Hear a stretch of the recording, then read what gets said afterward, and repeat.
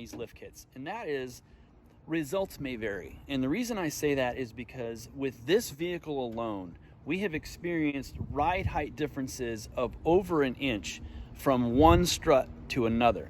No other changes with the kit, no other changes to the subframe kit, no other differences other than different brands of struts. They have variances in spring rate, I'm sure, and shock dampening is very different, I'm sure, between brands. So the OEM Honda brand versus brand X, Y, and Z, there are vast differences in the height that you will get afterwards with different brands. And the ones that we had the best luck with were the Gabriels. And we had tried, obviously we used the stock ones, and then we had tried like some Ultra Powers or something from Rock Auto, and those actually were worse than the stock as far as ride height. So interesting things to keep in mind when you're doing these. It's very different, I think, than mainstream type lifts where you're doing a Jeep or a truck and the lift is more consistent. I think these are just so many variances in the suspension, and there's a lot of geometry involved, and who knows if you've got extra weight in the back, or who knows what else. There could be differences from vehicle to vehicle. So the best thing I would say to you is to measure before and after. That will give you the proof of the amount of lift that you're getting.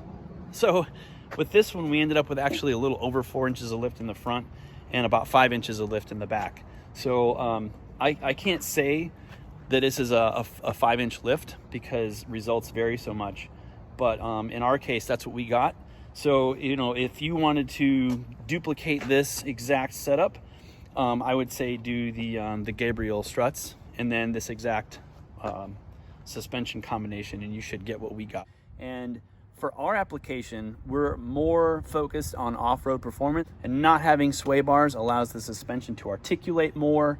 And the downside, I suppose, is handling. Now, on the way I drive and the way most people that would drive a 4-inch lifted vehicle with giant mud tires is you wouldn't whip corners the way you would in a lowered vehicle or even a stock vehicle. So obviously there is some adjustment of your driving style that you'll have to do if you take those sway bars off.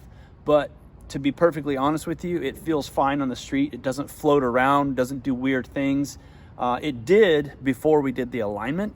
When it wasn't aligned, we just did a test drive and it felt really off. It was really weird, and it turned out to be the toe out on the front. The toe was basically the two front tires were steering away from each other, and it made the handling downright scary. So if you're driving your car and you haven't had it aligned and it drives scary, it's because you have to get an alignment done. And I mean, it sounds obvious, but a lot of people don't get their cars aligned after they do the kit, and it's the handling is really weird, and that is why. So if you get your alignment done and you decide to take the sway bars off, obviously at your own risk, you will have increased off-road performance at the expense of on-road handling. So it's kind of a one or the other type of thing, and it's a compromise for performance on one side or the other. All right, guys, that's pretty much it for this video. I appreciate you watching to the end, and I will see you in the next one.